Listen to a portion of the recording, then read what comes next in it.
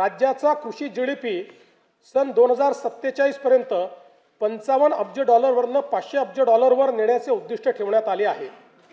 राज्याचा पोशिंदा बळीराजाला केंद्रस्थानी ठेवून शेतीमालाला जागतिक बाजारपेठ उपलब्ध होण्याकरता 10 ते 15 पिकांसाठी एकात्मिक मूल्य साखळी तयार करण्यात येईल।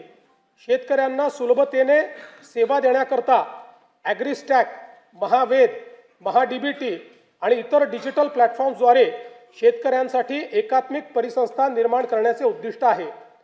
महाराष्ट्र आज कृत्रिम बुद्धिमत्ता, AI आणि डिजिटल शेतीमध्ये देशभर 30 लाखाहून अधिक शेतकऱ्यांना हवामान अंदाज, पीक सल्ला आणि बाजारभावाची अचूक माहिती मिळत आहे।